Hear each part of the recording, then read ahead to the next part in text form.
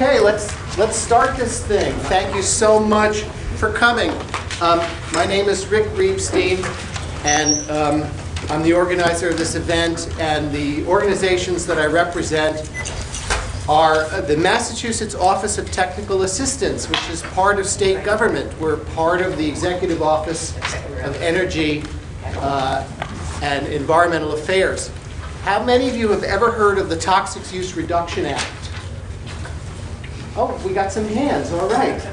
I'm going to reveal my prejudice. The Toxic Use I'm a lifelong environmentalist, and the Toxic Use Reduction Act is the best environmental law ever passed anywhere, in my opinion. And to back that up, I'll just tell you a little bit about it. It requires large users of toxics in the state to report on their use. Only New Jersey also does that. Attempts to make that national failed, which was a Clinton administration priority, failed in the 90s, was beaten back. It also requires that if you're a large user of toxics, you have to look at your alternatives for safer chemicals and using less of the toxic chemical. As part of the passage of the Toxic Use Reduction Act, another important innovation was created in Massachusetts, was pioneered here, and that was aggressive assistance.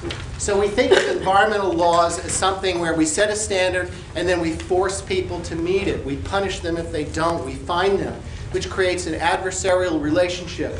I've been an enforcement attorney, and I'm all for the adversarial relationship. It's needed. However, by itself, it's extraordinarily inefficient. It doesn't get willing compliance. So you need two approaches. I call it the two-handed approach to environmental governance. You need strong assistance as well. You set the standards, and then you don't just force people to meet it, you help them to meet it.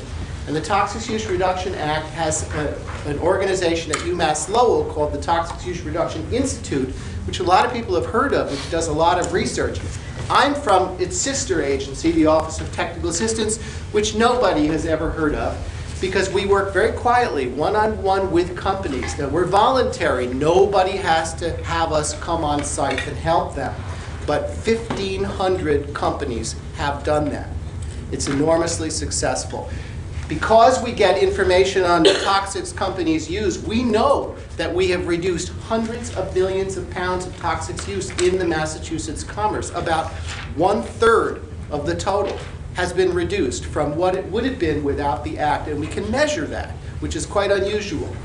Now, surveys show that businesses covered by this regulation actually have, by and large, saved money. The total amounts of money that they report having saved far exceeds the regulatory costs of being covered by the program. So think about it.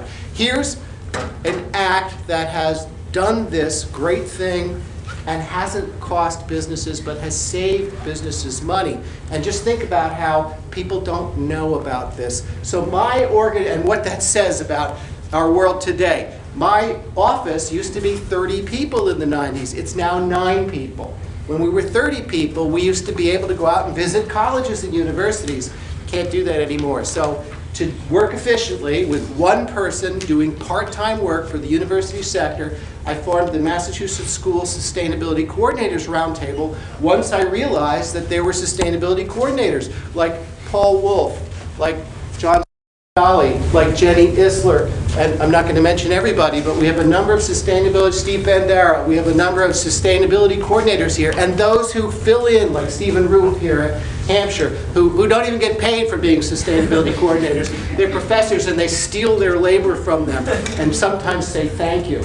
So that's the situation that we have, and I wanted you to know who organized this, but I also want to thank everybody for coming, particularly the students who are presenting. I'm so grateful, and this is so terrific, and I hope this will give you something that you can put on your resume. This event will be taped by Second Nature. Second Nature, the primary organization in the world promoting sustainability on campuses. We have Steve Muzzy and Sarah Brylinski from Second Nature. You're going to hear from Sarah. Thank you so much for your sponsorship, and it's going to be on their website, so you can steer people to it. And I want to also thank Hampshire College, the new president, Jonathan Lash, and I will say a couple of words about him when I introduce him. I just want to say what the day is going to be. We're going to hear the presentations from 8 colleges. And we're going to ask any sustainability coordinators, or as I say, professionals, which could be faculty or staff who are here, to make any comments after that. And then we're going to hear a special treat. We have Nadav Malin from Building Green, and he's going to tell us about Building Green Suite, which is an enormously useful tool that they are offering to colleges and universities. And they are the leading source of information on green building in the world today. And so I'm extremely grateful for your being here and to present that as well. And then I hope you will stay for the afternoon. As I've said, the office has been cut. We have no budget, so we couldn't give you lunch. You have to go over to the dining commons and get a nice, I hear it's good, it used to be good, lunch. Oh, did I mention I'm a former Hampshire student? I was here in 1970, the day it opened. And so things don't look that different. Did you graduate, Rick? I graduated. I came here on and off. I did independent study and left and came back. I graduated in '75. From here? From here, yeah. So after you come back from lunch, we're going to have some workshops. We've got the 2 breakout lecture rooms upstairs, and we're going to break into 2. And I want the students to lead that, but I want the adults to, you're all adults, I want the professionals to assist and to play a guidance role. So call on them, but don't let them dominate. The students should lead, and there's 2 products I'm hoping will come out of this. One is a statement to Massachusetts college presidents, because I will mail something to them. I think we will mail something to them afterwards, saying what happened here and directing them to the link, and giving them a copy of the presentations, and telling them what you have to say to them. So think of what you want to say to Massachusetts college presidents. And the other question I would like you to work on is, how do we work together? How do we knit together the efforts between colleges, particularly student connections? So thank you so much for being here. And I'll just tell you one thing about Hampshire College. Those of you who don't know about Hampshire College, you design your own curriculum, so you do divisions 1, 2, and 3. So today, for me, this is a Division 4 project. So without any further ado, I'd like to introduce our speaker. First we're going to hear Jonathan Lash, then we're going to hear Sarah Brylinski, then we'll do the student presentations. Jonathan Lash was the head of the Vermont Environmental Agency. That's where I first heard of him. And so I've been watching his career. And then he became the director of President Clinton's Commission on Sustainable Development. And then he became the head of the World Resources Institute. So he's a long-time figure in sustainability, and we're so lucky to have him today. Welcome to all of you, especially to the students who are here. To the sustainability coordinators, to members of the faculty. Rick, special thanks to you for organizing this and bringing it to us. We are very proud to host you today. What I hope is that in the tradition of March Madness, this conference will develop over the years into sustainability sanity. And, you know, it's kind of a suitable, if we could spend on sustainability what is spent on March Madness, think what we could do, right? We could make carbon reductions that would absolutely knock people's socks off. And we ought to get there. History is on our side. So anyway, Rick, thanks for getting us started. Steve Roof, who's because he cares so much about these issues, I am able to constantly abuse him and steal his time. And at least today I'll say thank you. But, you know, don't count on it. We'll take you for granted as much as possible. I look forward in a moment to introducing Sarah Brylinski.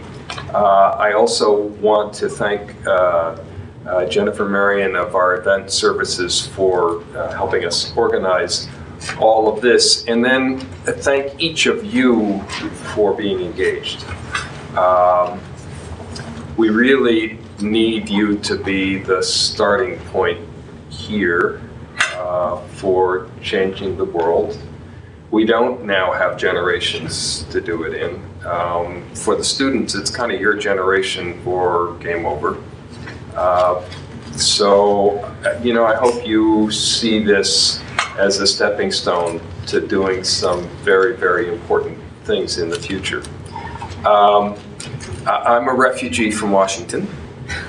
I spent the last 17 years running an absolutely wonderful global environmental think tank. It gave me the chance to work with extraordinary people all over the world, ranging from the president of Brazil to the chairman of GE, on trying to create innovative strategies that would have some impact on the large global trends that during my lifetime have just gotten worse faster. Whether it was the use of toxics that Rick talks about expanding by any measure in the world, the buildup of CO2 in the atmosphere accelerated over the span of our lives, the buildup of nitrogen in the atmosphere and in our waters, having a huge impact on the productivity of freshwater systems and nearshore marine systems globally. All of it, anything you track during the 6 decades of my life has gone the wrong direction at an accelerating rate, which some of you have heard me say is why I'm here. I've spent my life trying to turn this around and haven't succeeded.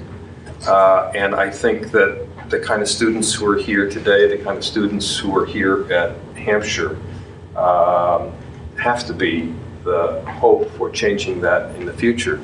You remember in high school biology when you talked about the basic natural cycles that are what drives nature? There's the carbon cycle, there's the nitrogen cycle, there's the hydrologic cycle. Just stop and think for a second what it means that during the past century, human activity has reached a level that we have completely distorted each of those cycles. So human activity is becoming a greater force than nature in determining how those basic cycles work. We're on our way now almost beyond any possibility of change to a doubling of atmospheric CO2 concentrations, right? A complete change in the chemistry of the entire atmosphere of the Earth. Much of it taking place after all of the nations in the world signed an agreement not to do that. When my old organization, the World Resources Institute, initiated what I thought was one of the most significant scientific reviews I've ever participated in, the Millennium Assessment of Global Ecosystems. The biologists cry to say, you're all paying attention to climate, but actually what's happening to ecosystems is going faster and is going to have an impact on human beings sooner. And when the 1,800 scientists from 140 countries who participated in that basically global physical for the Earth, when they looked at the data, the thing that astonished them was the scale and the impact of our changes to the nutrient cycle, to the nitrogen cycle, and what that was doing to freshwater systems, just far more quickly than anybody had focused on, because it's a combination of intentional addition of nitrogen to ecosystems through fertilizers and unintentional addition from energy from fossil fuel burning. For an extraordinary, for 10,000 years after human beings began to live in settlements and rely on agriculture, which enabled the whole emergence of technology and division of labor and vast improvements in human well-being, vast expansions in human population. For 10,000 years, whenever there were more people, we essentially responded to the growing needs of an expanded population for food by expanding the amount of land under cultivation. And then in the 20th century, there was this miraculous period in which we were able to double population and double it again and have more food per person without expanding the amount of land under cultivation by adding energy, fertilizers, and water. And that capacity to increase food production without increasing land under cultivation stopped about 5 years ago. The evidence is that we've come to the end of our ability, at least for now, to use technology and chemicals and energy and water to expand food production. So there's every reason to believe that in addition to the pressures created by climate change, we'll face enormous pressures on the food production system as we listen to people like Rick and express our concerns about use of toxic substances, as we expand the wealth of 7 billion people so that more and more of us are eating meat, and the need for basic grain production grows faster than population. I'm going to have to take a new look at that system. And of course, the traditional areas for production of food will be under pressure from climate-driven weather events, more intense droughts, more intense rainfall, like we saw last summer, the massive rains and floods, the drought in the Southwest that has gone on for years.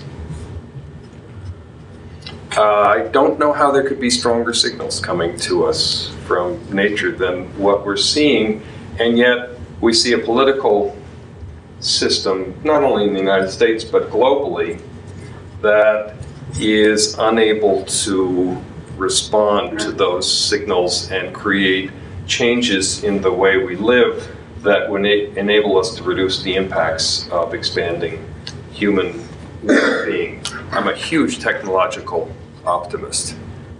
I believe we can improve people's lives enormously without expanding our impact while diminishing our impact on the earth, should we choose to do so. We've actually demonstrated that in my lifetime in terms of conventional pollutants that we decided to regulate. We've seen significant reductions in emissions of conventional pollutants while our economy expanded tenfold. So when I was a kid and the person who took care of me took me to the top of the Empire State Building and we looked out at the vista, we could see the Chrysler Building about 2 blocks away.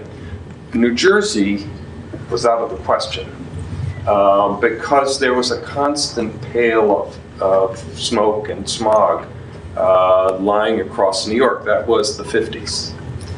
You go to the top of the Empire State Building today, in general, you get a vista that goes for 100 miles. That is a product of regulation.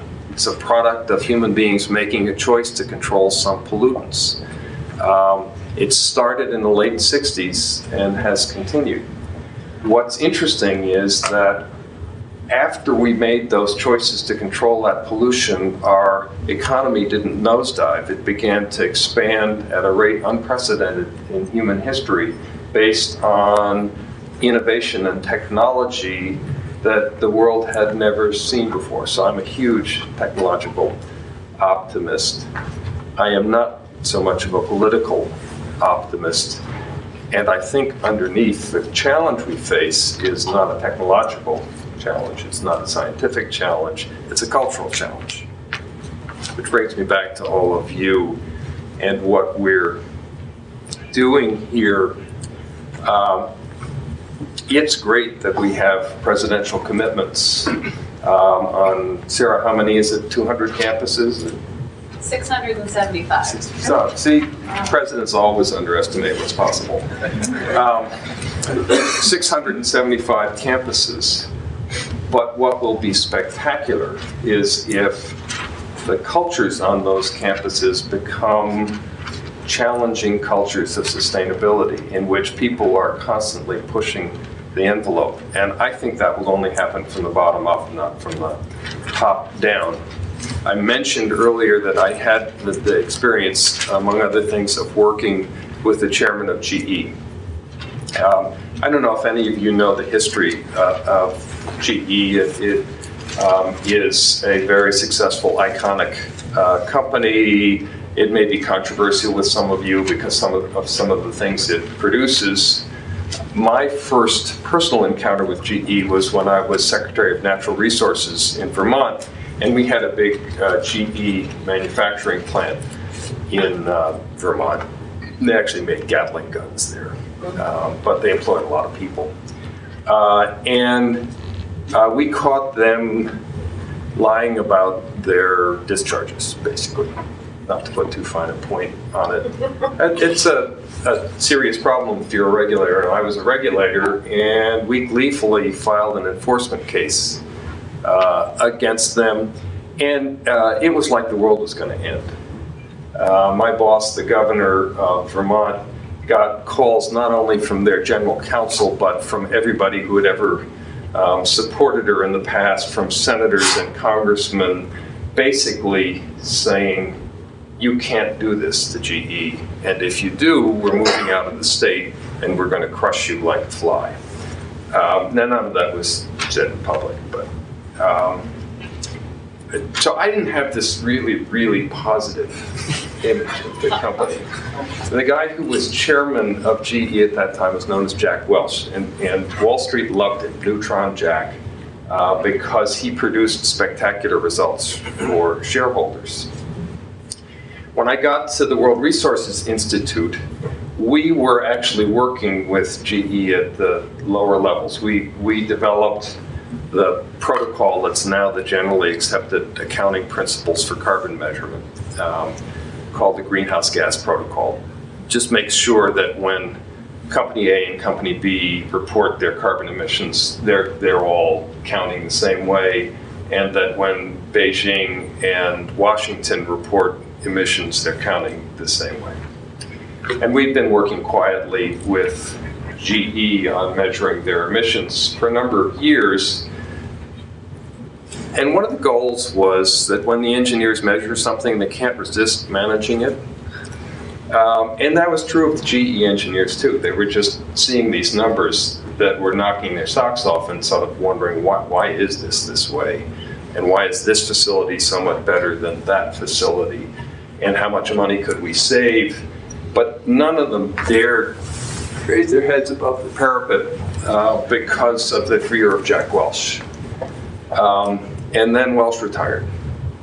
And a young guy named Jeff Immelt took over from Welch. And about a year later, I got a call from somebody who worked with Immelt saying, would I consider coming and talking to him? And I went up to his office. They own Rockefeller Center because they own NBC. Went up to his offices in Rockefeller Center. And he started talking about what he thought the future of the company was, that he thought they were producing the best technologies in the world that would enable their customers to reduce energy use and reduce emissions, and he didn't know why they weren't selling those more aggressively. And what would it take for him to launch an initiative around that and for me to be willing to come endorse it when he launched it. And I told him about my Vermont experience, And he said, yeah, they warned me you'd probably bring that up. And we kind of talked, we talked for a long time. And basically I told him, okay, I would need three things. You would have to set targets for what GE was going to do in terms of reducing its footprint and have a third party measure your progress and report on that. In particular, you'd have to set an absolute carbon reduction target. And third, you'd have to become an advocate of national policies to drive improved energy policy and carbon reduction. This was during the Bush administration, and that seemed like a really important deal.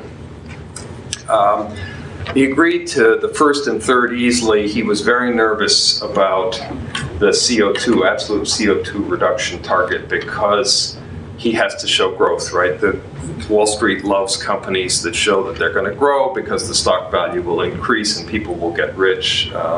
And chairs of companies are judged by whether they can achieve those goals. And he was unsure how he could promise economic growth with emissions reduction. You've heard this before, right? This is the fundamental problem, even on college campuses. How do we achieve those reductions without squeezing other things that are important to us for accompanying its economic growth? I said, that's cool, but nature isn't really concerned with that. If you want us to endorse what you're doing, you gotta set the target. And they did. I set an absolute reduction target. And that forced them to basically engage everybody in the company. They have 370-some thousand employees who got turned loose on this question of how do we reduce our footprint, how do we produce better products to help our customers reduce their footprint, and how do we get an absolute reduction in CO2. It's a long story, but it comes back to you guys. 2 years later, I was on a commission with Jeff, and he said, of all the stuff we did, taking the absolute target and turning our employees loose on it turns out to have been by far the best thing. They loved it. They have taken it beyond anything any of us ever imagined, and it has provoked the blossoming of technological ideas that I never imagined possible. Well, I really like that story, and I think it reflects something basic about human nature and what's possible, and basic about your role. I don't know if many of you have had conversations with the presidents of your institutions, but you know, mostly we spend our time raising money and managing crises. If somebody wants to be creative, it's not going to be the people in the CEO's office, it's going to be the people who actually make colleges and universities run, and I see that in the proposals that different students have come up with. One of the most hopeful things I've seen since I came to the Pioneer Valley is this process. We have this nice consortium, Smith and Amherst and Mount Holyoke and UMass and Hampshire are part of the consortium. Those of you who are students here know you can take classes at any one of the 5 colleges. It's really cool, and the 5 college presidents have lunch together once a month and make small talk, and it's nice to see them all. But on one occasion, we asked our campuses to advise us on what could we do as 5 colleges together that would make a real difference in terms of sustainability. And we asked students and staff and faculty and anybody who wanted to participate to brainstorm ideas. And this is the result. There are something in excess of 500 ideas in here that just one-line descriptions of each. Some of them are absolutely fabulous. Some of them are totally crazy. Those may be the best ones, I don't know. But some are big, some are small. But But this is what actually drives change. Hopefully, we're going to get a group of students and faculty together to now advise us which of these we can do, and to make it, I hope we'll make it into a course where students develop selection criteria for which of these ideas are best. I see that as basically the same kind of process that Rick has tried to launch here, to empower sustainability coordinators to work with students to come up with the kind of proposals that you're all going to discuss today. We have proposals from Emerson, Bunker Hill, BU, UMass Amherst, Suffolk, Worcester State, and Hampshire, right? And LaSalle. And LaSalle. You're all going to hear those presentations. I just loved some of them. I thought they were inspiring. I felt like adding some of them into this list. Frugal flushing. Frugal flushing just makes sense to me, if for no other reason because of the alliteration. I just phasing out bottled water. Updating climate action plans, collecting donations during residential move-out period, working on signage for recycling, converting waste oil from fryolators into biodiesel, engaging the community in sustainability initiatives, using social media. These are great ideas. This is really fun. And doing these sorts of things creates the kind of pressure that people like me can use to expand what we do. Hampshire, think of the opportunities Hampshire has. We have this wonderful campus, right? Don't you envy us? A fabulous place with a wonderful organic farm. We should be proudly serving you organic food produced on our farm as a reflection of a set of values about how the world can survive in the future, and we will do that someday. We are going to go on a campaign of greening these buildings. They were all built in the 60s and 70s when electricity was cheap. They're mostly electric powered buildings. They were built with single glazing and no insulation. We're going to start with the big building you saw on your right as you drove up, the Robert Crown Center. We think we can save $250,000 a year on energy costs in that building alone by greening it. We'll put that money back into a revolving fund, which was proposed by Rebecca, who's sitting back there hiding under her hoodie. She proposed we set up a revolving fund to invest across the campus in things that had a payback. That's now being administered by the Student, Faculty, and Staff Environment Committee chaired by Steve Roof, and we'd like to put the other money we save into that revolving fund and spread it through the campus. We want to do a lot more. I hope when you come see this campus in coming years, you will not be able to miss the kinds of changes we've made. I told Rick I wasn't going to announce everything today because we're having a big deal event in a couple of weeks when Al Gore's coming to speak, and I'm saving some stuff for then. But I hope this group today, before you leave some challenges for Hampshire. Take a look around at the campus and tell us what you think we ought to change. Tell us what surprised you when you got here, what we ought to be doing more of or less of. Okay, I want to introduce Sarah Brylinski of Second Nature. They organized the challenge that now has more than 600 presidents involved. That's pretty impressive. Hampshire is one of the signatories. We hadn't done much about it. Now we're going to. These commitments have a way of catching up with you. Sarah has a passion for developing campus sustainability strategies, climate justice, student leadership, curriculum reform. You sound like a Hampshire student. She currently leads the American College and University President's Climate Commitment at Second Nature, and one of the core support team. She provides educational programming and support for student engagement nationwide, and she's our next speaker. Sarah, thanks. So I'm Sarah Brylinski. I work with Second Nature, and Second Nature is the lead organization for the ACU-PCC, which is a long acronym for a big commitment, the American College and University President's Climate Commitment. So we shortened down to the PCC. And I'm supposed to talk to you today about Second Nature's vision. And I want to talk about PCC's vision and what I consider to be the most important goal of the PCC, which isn't often the one that we state on our website and when we talk about the commitment.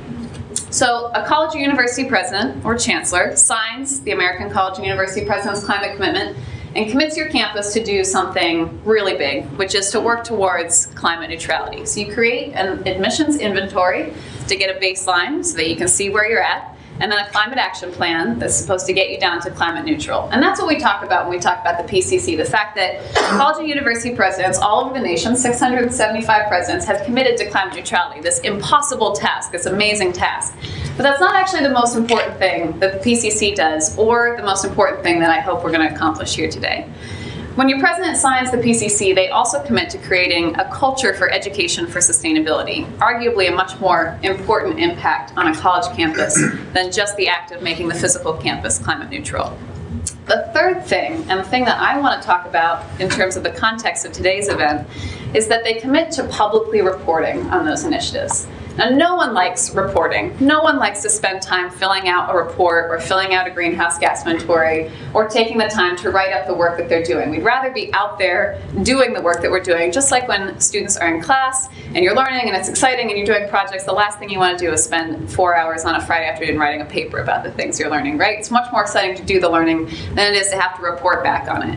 But public reporting is arguably the most important of those goals and the most important part of our vision for the PCC, because it gives us a system of accountability. And without accountability, it would be very difficult for the knowledge that I pick up in my classes or the knowledge that I pick up as a member institution of the PCC to share my knowledge across the network. So for just a second, in the effort of trying to create a culture of accountability and learning today, I want you to take a second and introduce yourself to the people next to you and share one thing that you're working on or that you're trying to achieve on your campus so that you can hold each other accountable the next time you run into each other at a Massachusetts Sustainability Coordinator event. So please take a minute, introduce, share.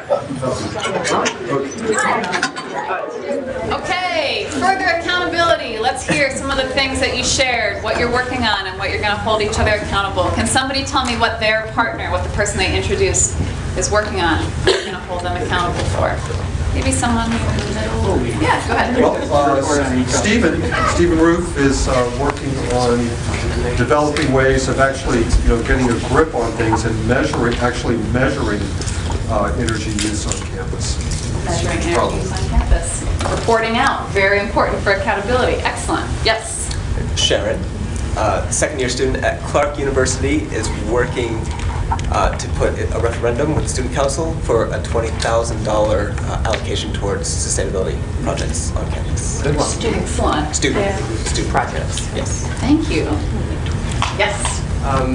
The two ladies in front of me, Megan and Sarah from UMass Amherst, they're working on essentially keeping tabs on how many people are actually taking the initiative to be sustainable by taking bicycles. So they're working on developing sensors to kind of keep tallies on that. Nice.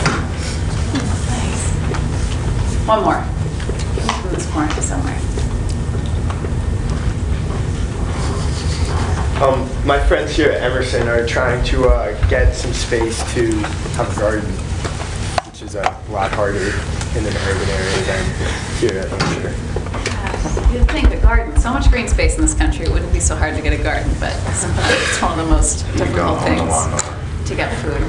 Okay, so the goal obviously with creating a culture of accountability is not that I'm going to hold you accountable to that $20,000 referendum or that I'm going to make sure that you put in that student garden or that you get a garden on campus, but that we share with each other so that we can celebrate our successes and find better solutions when we run into roadblocks and failures. And that celebrating successes part is the part that's the most difficult. So we're going to talk and hear some presentations today about new ideas, new strategies, kind of pushing against some of those barriers and thinking of new innovations.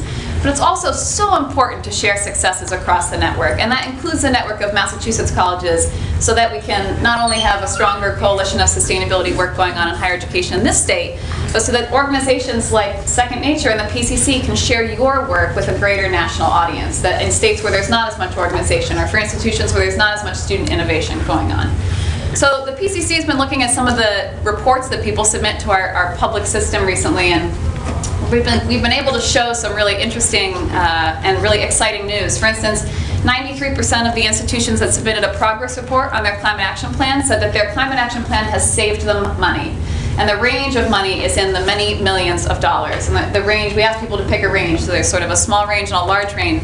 But at the end of the day, 93% of institutions who have taken on this ridiculous and incredible task of going climate neutral said that not only is it the right thing to do scientifically, not only is it the right thing to do educationally, but it's also saved them money. A wonderful thing for any campus to celebrate.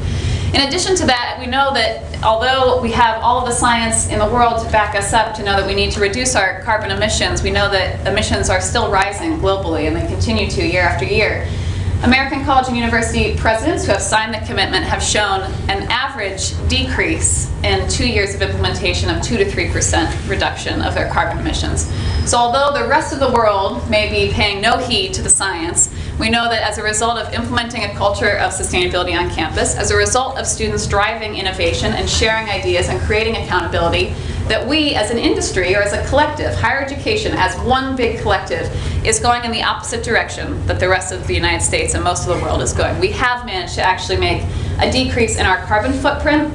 More importantly, we've managed to make an increase in our accountability footprint, a huge increase in our educational footprint. So I welcome the student presentations today as a way for us to jumpstart some ideas for innovation and accountability at Massachusetts campuses. And I encourage you to continue the connections that you make with people today and follow up at the next event or the next time you have a chance to touch base and see if that progress has been made so that we can share with the rest of the network. Thanks, everyone.